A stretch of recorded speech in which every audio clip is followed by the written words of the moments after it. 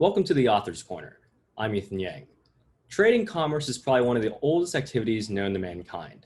Free trade, on that hand, is a rather simple but also profound concept.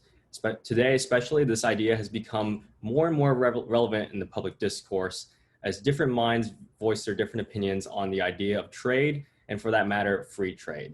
Joining us today is AIER Senior Fellow Don Boudreaux, which many of our viewers may recognize. He also appears very frequently on our website as well, and is very much an expert on trade. Don, how you doing? Thank you for having me. Yeah, it's great to have you as well. So let's just start off a little introductory into the idea of trade and, by extension, free trade. So to most economically minded people, free trade is pretty common sense.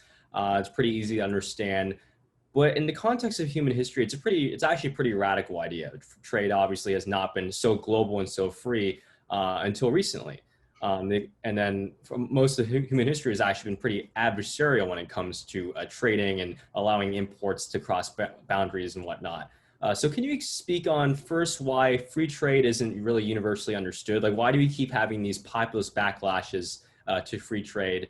And perhaps summarize the systems that came before free trade, like mercantilism. All right, so let's do the latter first.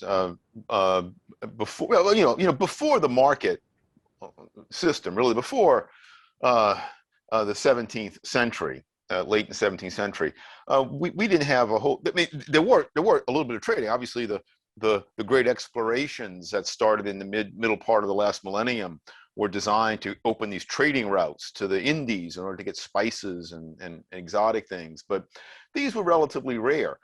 Technology wasn't what it is today. Wealth wasn't what it is today. It was a lot more primitive. So as soon as economies begin to develop, they develop at the same time when powerful central governments also development. I don't think the latter caused the former, but we did get powerful central governments, and powerful central governments, of course, want to control things. And so powerful central governments latched onto this idea and helped develop it, or at least their ministers and the spokesman for them developed this idea. You identified it correctly, mercantilism. And it's the notion, it has a lot of prongs to it, but it's the notion that a country gains from trading depending upon how much it exports. And the cost of exporting is importing. It's exactly backwards. So the mercantilists believe that if you export more, that's really great because you get paid in money. Unfortunately, other countries won't let you sell to their citizens unless you let some of their citizens sell to you. So we have to take some of these imports as a cost. This is exactly backwards. Trade, of course, is beneficial because it allows each trading partner to increase his or her consumption opportunities. If I trade with you, you trade with me not because you want to give me something, because you want to get something from me. And what holds true for you and I trading with each other in Virginia or within the United States holds true no less than if you were in one country and I'm in another country. You're in Vietnam or in Germany and I'm in the United States or in Argentina. And so the first part of your question is, so why do people misunderstand trade so much?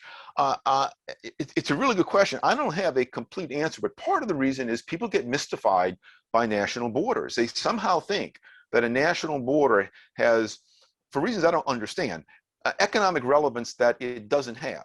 The same people who, again, would not at all bat an eye or be the least bit concerned if I choose to buy something from you, you and I happen to be in the same country, somehow start thinking that something fundamentally different if I buy something from you and you're in Canada or you're in Great Britain. And the Economist says, since before the time of Adam Smith, the Economist says, no, there's no difference about these different sorts of trade. Political boundaries have far less economic relevance than most people think. They have some inessential things, and you have to exchange currencies. But for essential matters, political boundaries are between countries are no more meaningful than are the state boundaries that separate U.S. states. So do you think it has something to do with just innate tribalism? Like, I would like my imagined community to be more prosperous than other communities. Yeah, I think it does have something to do with that. So again, because people think this other part of mercantilism, people believe that the gains from trade come in the form of what you sell. And so when when an American sees another American buying a foreign car, the American thinks, oh, that's awful. That American should buy the car from a fellow American to help that fellow American sell more automobiles and produce more automobiles. What the American who thinks that way, and that person is not unusual, and not limited to America either, what the person who thinks that way misses is at least two things. Right? Number one, the American who chooses to make that purchase obviously does so because he or she thinks it makes him or her better off. So why should one American sacrifice in order to help another American? So they miss the interest of the consumer in that story.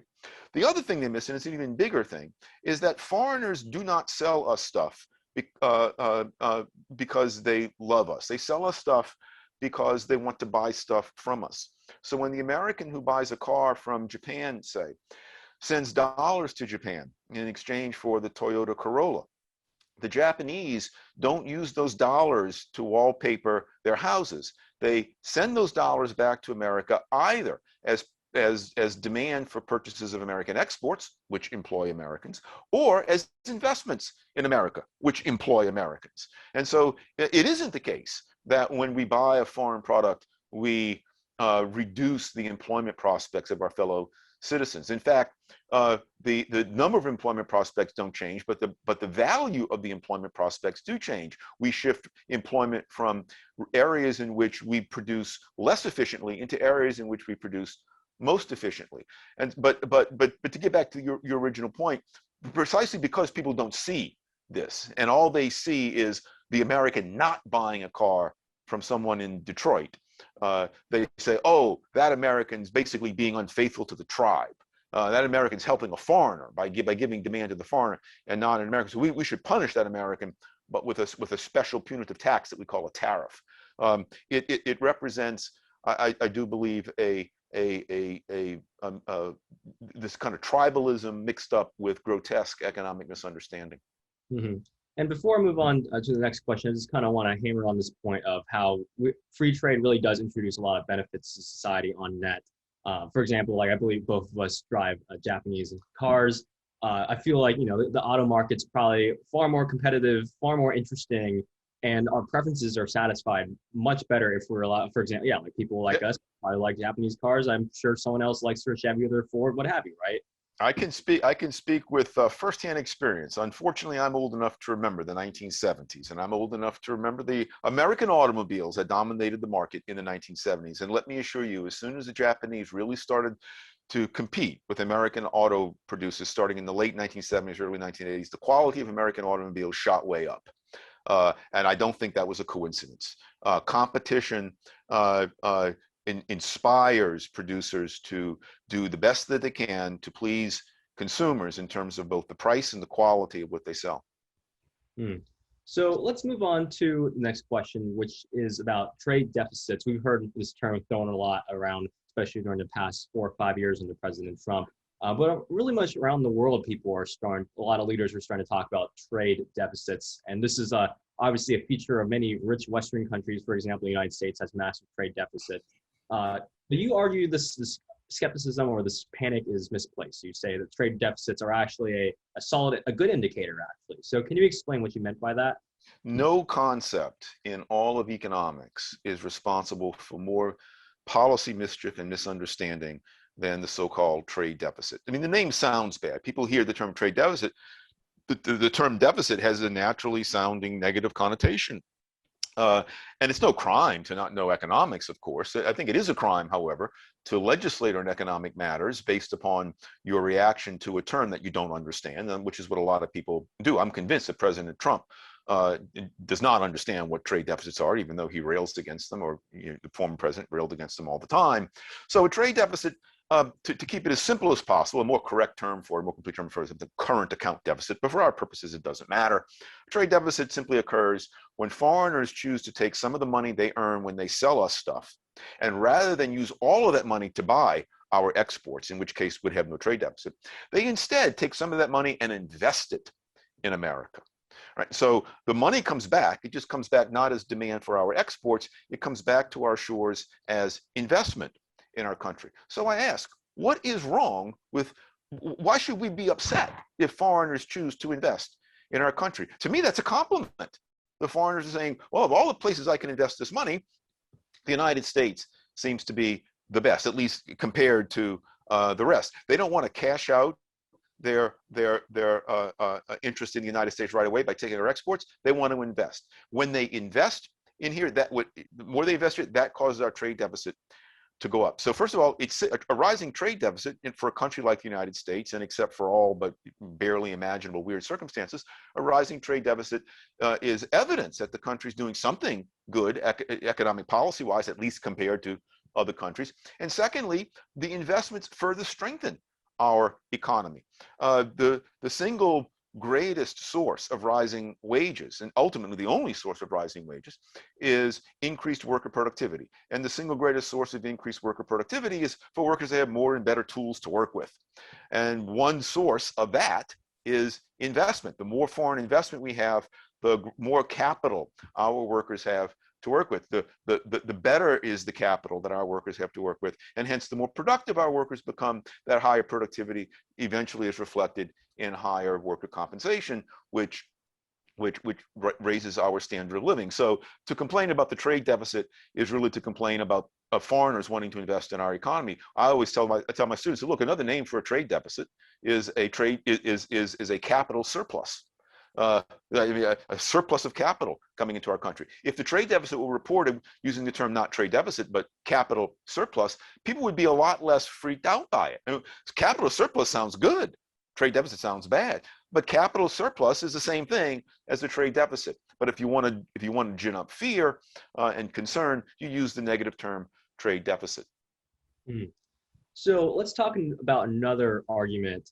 This one is more commonly seen on the right, especially when it comes to presumably people who claim to like free markets, but maybe on this particular topic they're not too much of a fan of, and that is repatriating a supply chain. So people like Marco Rubio or a lot of Republicans were touting that, like, we're bringing energy jobs back, right? The United States is securing repatriating its energy production.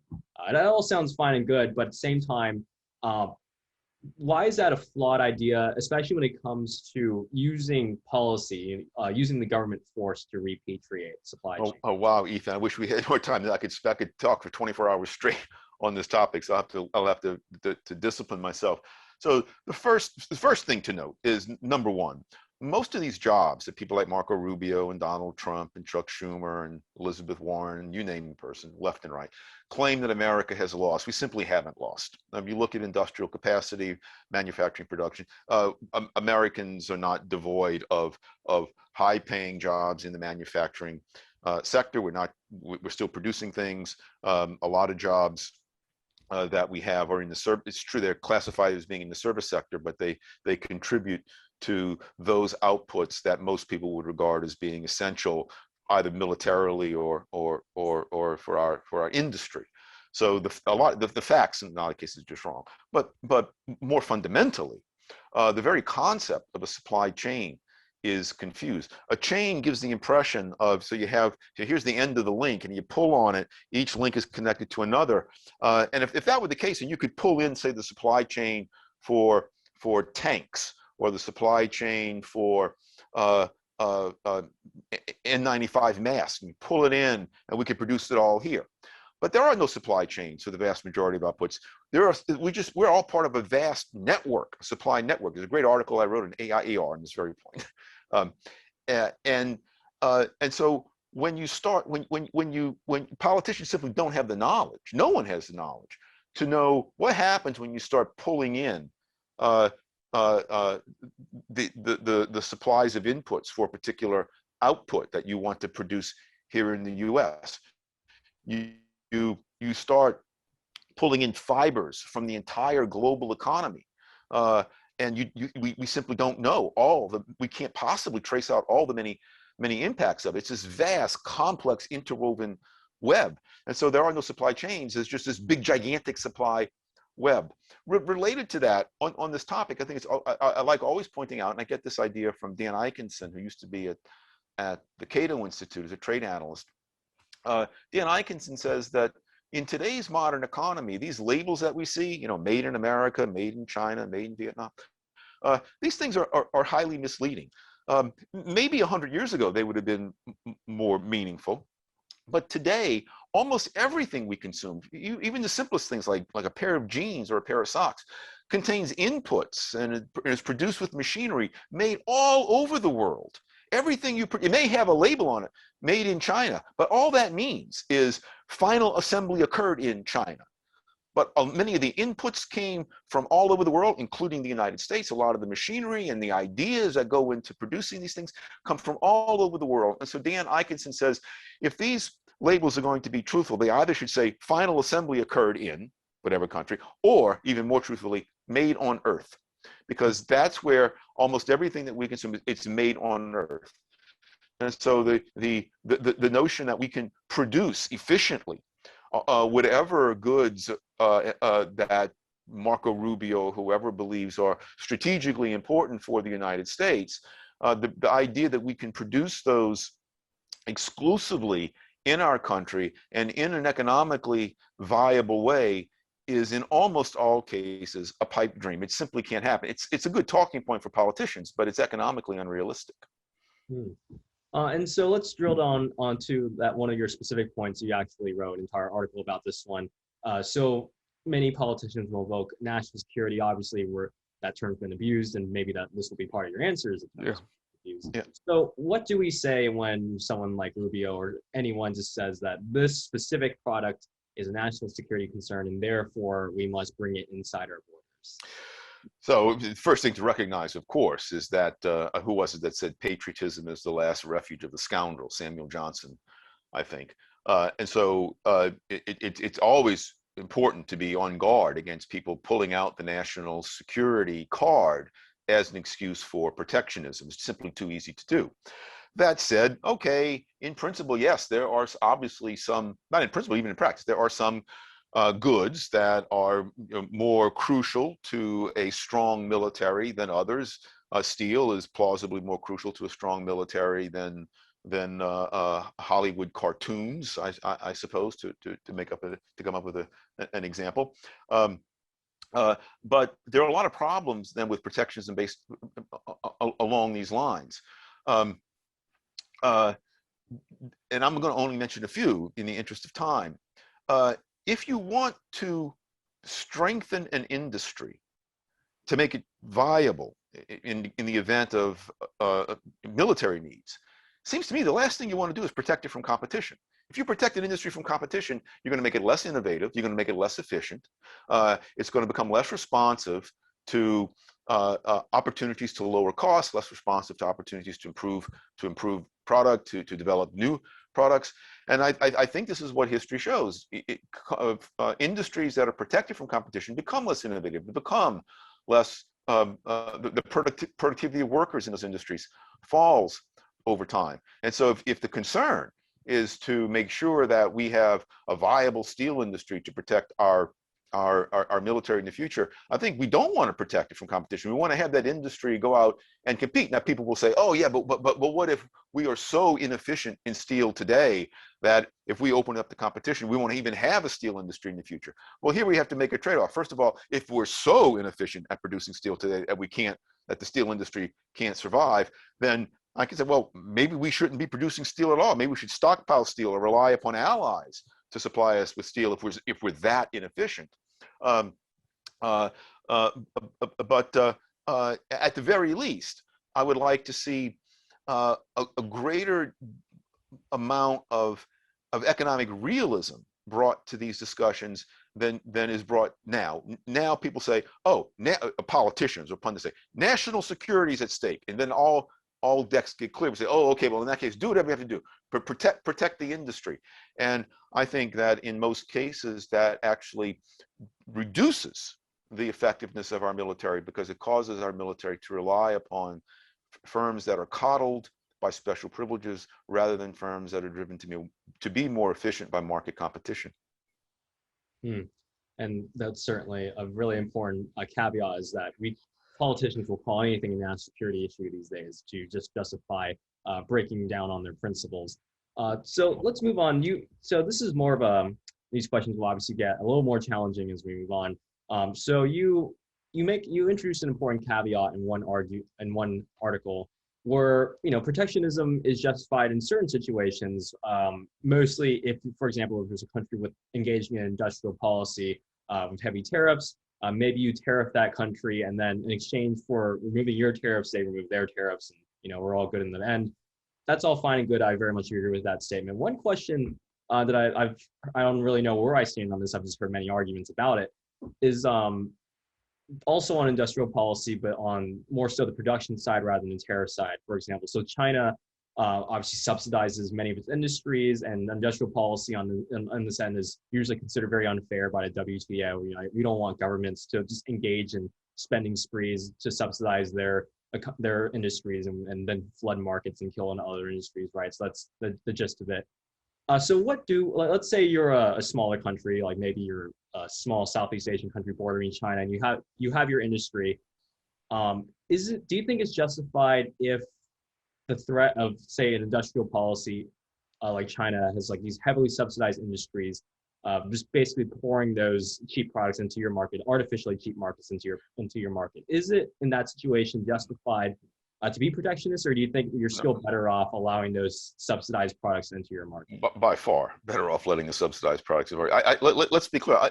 In nowhere in my writings do I say that industrial policy at home is justified in response to industrial policy abroad. I think industrial policy at home is never justified, regardless of the policies being pursued abroad. Look, if industrial policy did in fact strengthen an economy, then economically we should use it regardless of what foreign countries are doing.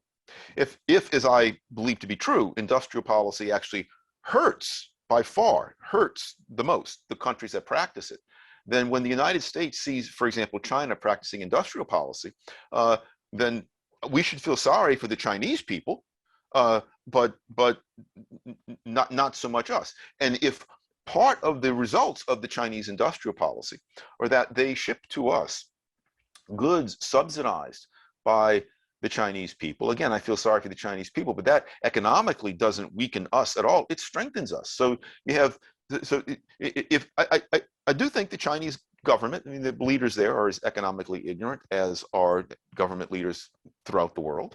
I do think that they actually believe that industrial policy carried out by them, they think they're geniuses and that their mandarins are geniuses. I think that they believe that this will strengthen them relative to the United States, but they're wrong. Their industrial policy, to the extent that they carry it out, makes them a weaker economy. It makes the Chinese economy, the Chinese people, less wealthy than they would otherwise be. It means ultimately fewer resources for the Chinese government to be able to tax and to use for military and for other purposes. And so if the Chinese choose to inflict damage on their economy with industrial policy, I see no reason why we or any other economy, whether it be a small one located near China or a large one located far distant from China, should use industrial policy. We should, if the goal is maximum possible economic growth and economic prosperity for ordinary men and women, industrial policy should be sworn off forever, regardless of what goes on elsewhere in the world. So you would be in favor of allowing the subsidized goods into the market? Yep. Again, I don't think the subsidization is ethically defensible, but it's not. But the reason it's not ethically defensible is it's creating an ethical offense and an economic offense against the citizens of the country doing whose government is doing the subsidizing. It's not our business to sit in judgment of the domestic policies of those the policies that don't involve shooting other people of those countries. And so if China, to use that example, chooses to use some of its resources to subsidize American consumption, then I say, well, I feel sorry for the Chinese people, but there's no reason for our government to then inflict harm on us to stop that. If China wants to give me a gift, then I'll take the gift, and I don't want anyone in Washington saying, no, Don, you can't take that gift because it comes from China. As I see it, it's a gift. It's an unfortunate gift from the perspective of the Chinese people. It's a fortunate gift from the narrow perspective of the American people. Hmm. And I guess before we move on to the last question, you did bring up the point about shooting people, which is this is actually a recent development where the State Department placed import bans on cotton coming out of Xinjiang being the area where the Chinese are holding many Uyghur Muslims in internment camps and potentially using them for slave labor. So where would you come down on a question like that, when the products themselves there's potentially linked to slavery or some sort of other violent behavior? Yeah, I think those questions have to be answered on a case-by-case basis. They are difficult. As with the national security argument, it's very easy for protectionists at home to allege some ill doing abroad, say that's a reason for protectionism. Oftentimes, child labor itself is called slave labor when it's just child labor, and actually those are the best economic opportunities for people abroad, and for us to stop trading on those grounds not only worsens us, it makes them worse off as well.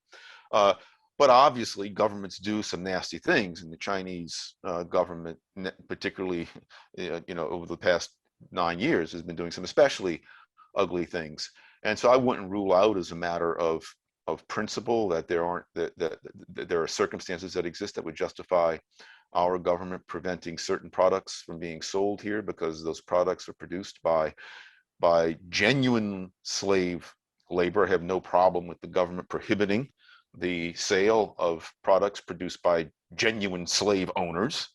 But I think the burden should be put on those who make that claim to prove it, and not on those who resist the claim to prove it. Again, because it's simply too easy to assert slavery. That's a difficult issue. One final point on it. I'm also skeptical, however, of the claim that manufactured goods are produced at low cost by slaves. We know from history that slavery is efficient at producing only those products that are produced with very, very mechanical motion. So slavery worked in the American South until the middle part of the 19th century. Economically worked. It's a horrible system, of course, but it economically worked because picking cotton is a really, really simple procedure. And so it can be overseen. The slave basically becomes a machine, and the slave can be treated, unfortunately, as a machine. When it comes to manufacture, when it comes to more complicated production processes, such as are involved in most manufacturing processes today, I don't think slavery works very well. It's very difficult to monitor someone who is not just doing very mechanical tasks. That person's enslaved. That person has no incentive to perform very well, and the opportunity to sabotage are simply too great. So I would be very skeptical of claims that manufactured products of any complexity at all are the product of genuine slave labor, as opposed to labor working under conditions that we in America are now fortunate enough to have escaped. All right, yeah, thank you for that. It's certainly a good guiding light in this very tough question.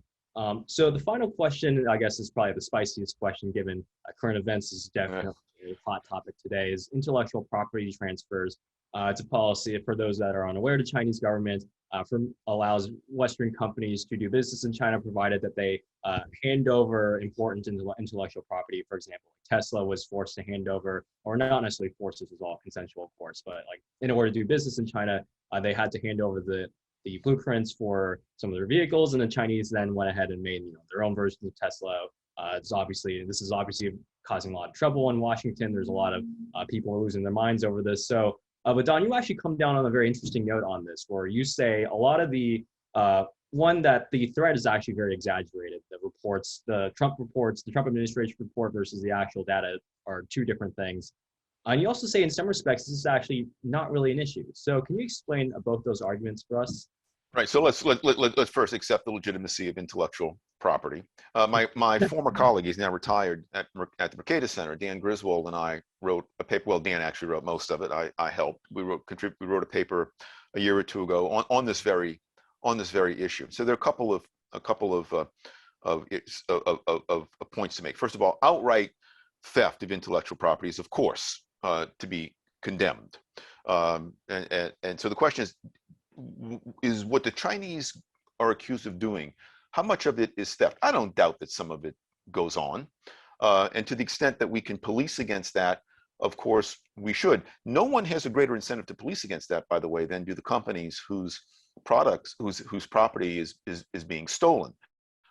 The World Trade Organization, WTO, has a dispute resolution body set up exclusively to handle disputes over intellectual property.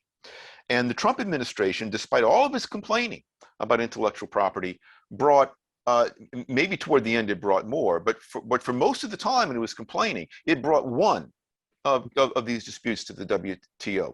And what that tells me is they weren't really interested, the Trump administration wasn't really interested in solving the problem of intellectual property theft. They wanted to use the accusation of intellectual property theft as a public relations measure to ease public acceptance of protective tariffs and other restrictions. But a lot of what is, the second point is, a lot of what is called intellectual property theft is no such thing. It is a form of in-kind taxation. Now, I'm a low tax guy, and so I don't favor this kind of taxation. But basically, what happens is the Chinese government tells an American or a foreign company, and says, "Look, if you want to do business, you want to sell your product in our country, you have to reveal to us these pieces of your intellectual property. If you don't, that's fine. You just can't sell in our country." And it's up to the company to choose, okay, to turn it over and not. And if the company chooses to turn it over, well, the company believes that the value to it of being able to gain access to the Chinese market is greater than the cost to it of sacrificing the portions of the intellectual property that it is compelled to sacrifice if it wants to do business there. So this is a form of taxation on the company. I think it hurts the Chinese. It makes it less likely that foreign companies will want to do business in China, and foreign companies that turn down that offer, they don't do business in China, so the Chinese people are impoverished to that extent. But I don't see that as being any business of the American government at all. Putting aside questions of national security concerns, but those are different in this context. If I'm just making this company up, if Widget Inc. chose to give some of its intellectual property to Beijing as the price for Widget Inc. to be able to sell to Chinese consumers, then I see no economic or ethical justification for Uncle Sam to tell me and other Americans, oh, therefore you can't buy from China. Why punish me? Given Widget Inc. made a business decision, and it chose to pay that particular tax. So a lot of what's called intellectual property theft is nothing other than that. But back to the first point. Again, there is some genuine theft going on. I don't doubt that much of this theft is condoned by and perhaps even facilitated by the Chinese government. These are not nice people. These are not ethical people. But as I said, the WTO has this dispute resolution mechanism, and there was a study done by Jim Backus and a few other people at the Cato Institute a number of years, 2 or 3 years ago, maybe not even that long ago, on China's record at abiding by, because China's a member of the WTO, and China's record at abiding by the rulings of this dispute resolution body. And surprise, surprise, the Chinese are actually pretty good at abiding by the rulings. So that's another reason. So the Trump administration did not have the excuse of saying, oh, well, that wouldn't have worked because the Chinese don't obey the rulings. The Chinese pretty much do obey the rulings. So again, the fact that the Trump administration chose to ignore that particular avenue is pretty strong evidence, in my view, that the Trump administration's concern with intellectual property theft was more of a ruse, again, to drum up support for protectionism rather than a real concern for the intellectual property theft itself. Don, thank you so much for joining us today and offering your very clear-minded and analytical analysis on these issues that are so often clouded by political rhetoric and political grandstanding. Yep, they certainly are. It's been my pleasure, Ethan. I enjoyed it and appreciate your inviting me. Yeah, of course. Don Boudreaux is a senior fellow at the American Institute for Economic Research, as well as a professor of economics at George Mason University. He also sits on the board of the Mercatus Center, also at George Mason University. To our viewers, if you'd like to keep up with more of our content, you can find it on Facebook, YouTube, Twitter, as well as our website at AIER.org. If you really liked what you heard, you want to support more cutting edge research and thought like this, please consider being a donor. All this information and more can be found at AIER.org. This has been the Author's Corner. Thank you.